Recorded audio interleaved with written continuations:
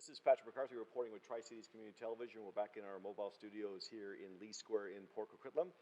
Today, as part of our municipal update, we have Councilor Chris Wilson has come by the studio. I know we're heavy into sports here on the Sunday, so I know you're a sports fan, so thanks for coming. My pleasure. And I guess the chance for us is just to get a quick update of what's happening on the Coquitlam Council. We've just had a huge snowstorm. So the first thing is, I didn't hear a lot of whining about my driveway's I can't get out of my driveway. So it seems like the citizens of Coquitlam have learned that snow is a patient thing. And so I don't know if I can congratulate you or just well, you know, we acknowledge that. We're constantly trying to communicate with the residents to let them know where things are at. We always trying to make sure they understand that priority routes, you know, we can't be everywhere at the same time as much as people would like us to. And so the city, I think, has been working really hard and doing a really good job on educating people on the priority routes and how it has to work. And I think people are slowly accepting that. You know, not always excited about it. And unfortunately, there's people that don't get their roads cleared, you know, for a day or two when it snows heavily. But I think they understand why that process is the way it is, and we've been getting some fairly good support. I think also too this time around that the province was putting out some kind of, is going to be a bad one. It seems kind of, to me, it seems like when you see Newfoundland, you know, last couple of days, and we're called the bad one. It seems like your expectations are lower about what should be cleared.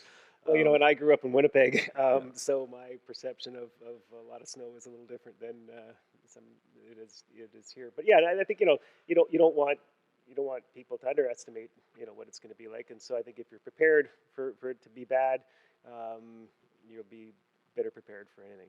So we've just gone through the last municipal election, and of course there's a few new faces on council.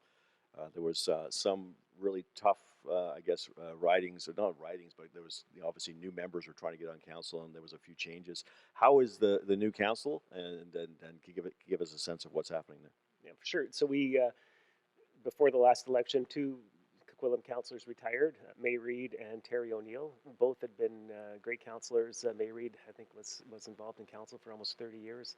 And so in the election, there was two new councilors that were elected, and the other ones got reelected. Two new ones are Steve Kim and Trish Mandewo, and they're doing a great job. I think they bring a bit more of a youthful perspective to council, and just a you know, bit different perspective, which really I think is making a big difference on council, and things are working really well.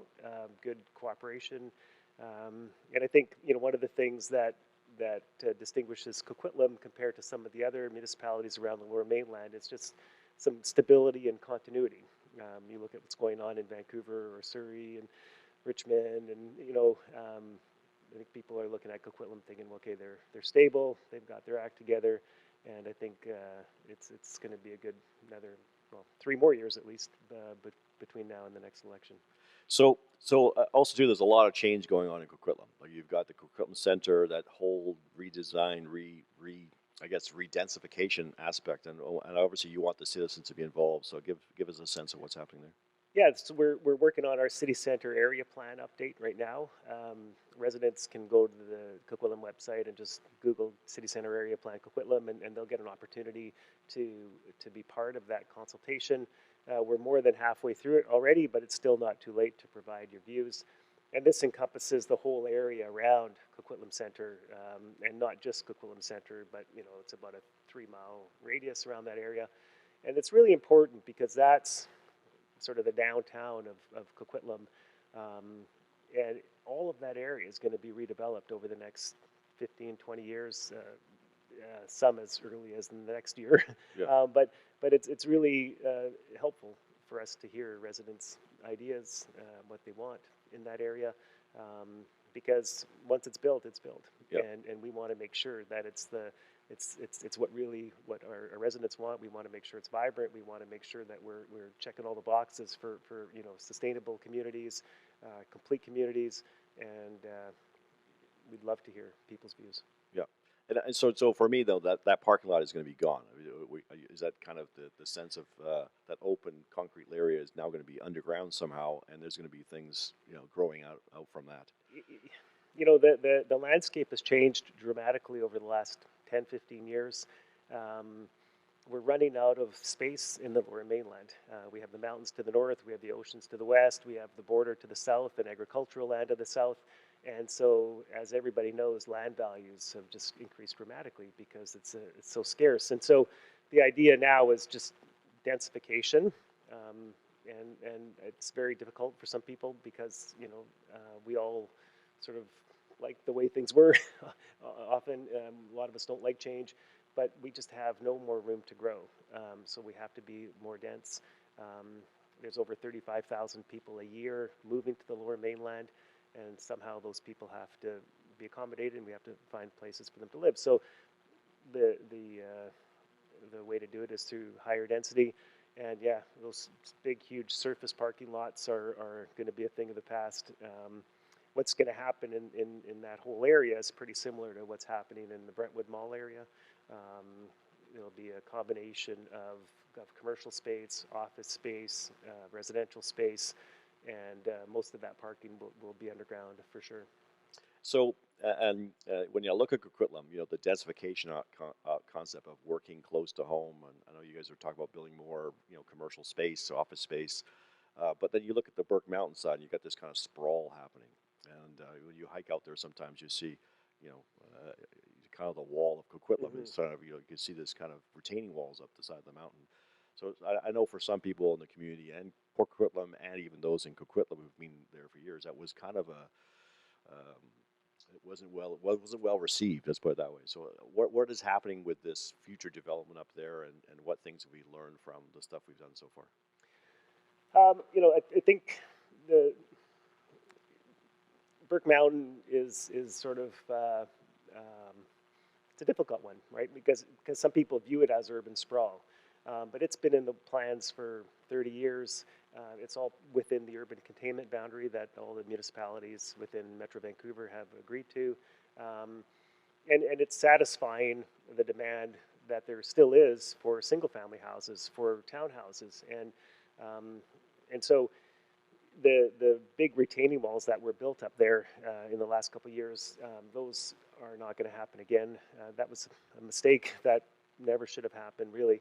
But in the place of those retaining walls, we're going to have more townhouse development, more sensitive single-family development, and what's been part of the plan again for as far back as the development in Burke Mountain started is the Burke Mountain Village, commercial village, which is coming to the eastern side of it. And we're really excited about that because that'll have shops and services and restaurants and plaza spaces and a rec center. And so that's sort of the next phase, but really the completion of Burke Mountain at that point. It's going to take 15 years or so before that's complete, but we're pretty excited about this next phase and getting the shops and services and the rec center going. It'll be great for the people up there. Yeah, and the other one was, I guess, a contentious point is that Fremont connector and the download. I mean, I know, we were at one point in Port Coquitlam part of Coquitlam, and we decided to separate whoever did. But it's somehow it's sort of a feeling that people, when you're in this side of Poco, think that the Burke Mountain somehow is Port Coquitlam, but it's Coquitlam, and this sort of, you keep hearing the sense of downloading or that you're affecting our drainage systems and all these other amenities. So your sense from Coquitlam side about what that's all about, and should we panic? Well, I don't think we need to panic, but we are sensitive to the impact it's having on Port Coquitlam residents. And we realize that, there's big traffic issues. There's some drainage issues, but we're working really hard to correct those and to make sure that, with climate change and more extreme weather, that it's not going to be a problem. And our engineering staff is really on top of that. And in terms of the Fremont connector issue, I mean, we're working with the city of Port Coquitlam to come up with a route that works for both cities. The route that was planned originally was a pretty straight route along where the power lines are, and now that's not exactly where Port Coquitlam would like it, and so we're trying to figure out what makes sense. It's all agricultural land in that area, and so it's difficult to get some of that agricultural land out of the land reserve to be used for a road. But both cities are working on it.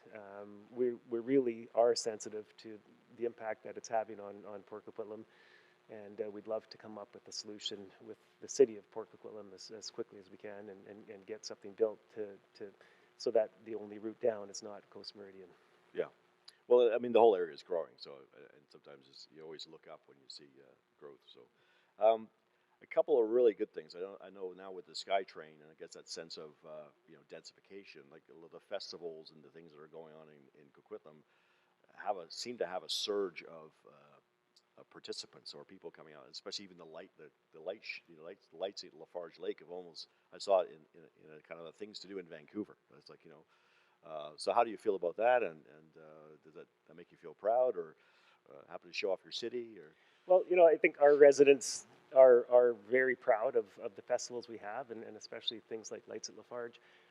We're trying our best to provide programming that is what our residents want, and it turns out that some of that programming is what people throughout the Lower Mainland want as well, and that sometimes creates congestion, especially with Lights at Lafarge around the Christmas period. But our summer festivals, our concerts, our Kaleidoscope Arts Festival, our Canada Day celebration, those are really popular events, and when there's still capacity to add more people if they'd like to come. So I think the city is just working really hard to make the city a vibrant space for people, and to really deliver the kind of programming that the residents want. Yeah, I think the Kaleidoscope is a good example of like nature, water, densification. It's almost like a Central Park in New York kind of feel. I mean, I don't think we are New York, but Town Center Park was listed as one of the top community parks in the country last year, and we're very proud of it, and we have a plan over the next 30 years to continue to improve on it, because the density is coming to that area, and there's going to be more and more people wanting to use Town Center Park, and we're going to make sure that it's able to handle more and more people, and provide more amenities throughout the whole park.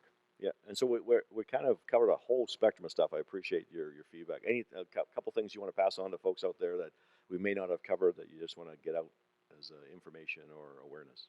One of the things that I really enjoyed during the municipal election, when going knocking on doors, talking to residents, was just educating people on what's going on. And there's so much happening, and it's really difficult for people to keep up to date.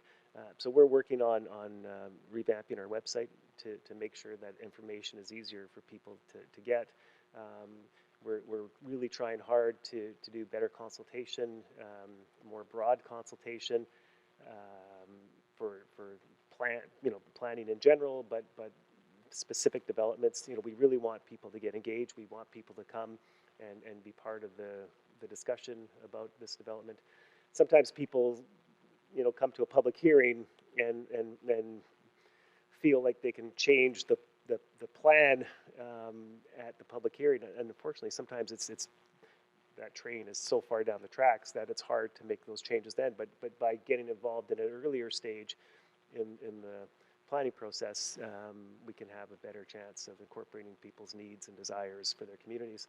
But it just requires that people make the time to educate themselves a bit about it, read the local paper, go on the city's website, email council, let us know, if you have questions or concerns.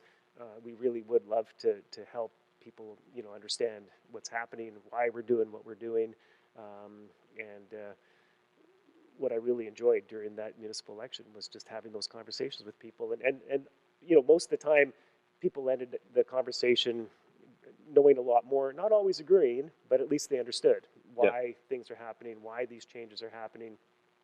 And as long as you understand why they're happening, whether you like it or not, at least it's easier to accept once you know what's going on. And I appreciate you coming on. There's lots to talk about. We can talk about resilience of Coquitlam, But I think people also forget that Coquitlam really is multicultural. I mean, it's not just Asian slash Indo-Canadian. It has Korean. It has a whole diverse citizenship, and I think that's part of that communication. It's very important that you reach out, and I appreciate knocking on the doors. You probably saw that. So, but thank you guys for coming in. We always open welcome. Come in anytime to give us an update. And even though I'm a Poco boy, I still will talk to a Coquitlam person. Well, So. thank you very much. But thanks for coming in. So that's Councilor Chris Wilson. There's lots of things to kind of digest from the session that we just had with him. But you can also, as he mentioned, go on the website and check out the Coquitlam website for information. There's chances to engage in this new development that's happening in Coquitlam, which is important. Whether you're looking to invest or move in that location, or just see what it's going to look like and how you can affect some change if you want to. So, and councilors in Coquitlam, Port Coquitlam, and Port Moody, you call them or email them, they will call you back. It's one of those privileges of the political process, and in a municipal level, they always listen and pay attention to you. Again, this is Patrick McCarthy reporting from Tri-Cities Community Television. Thank you very much for watching.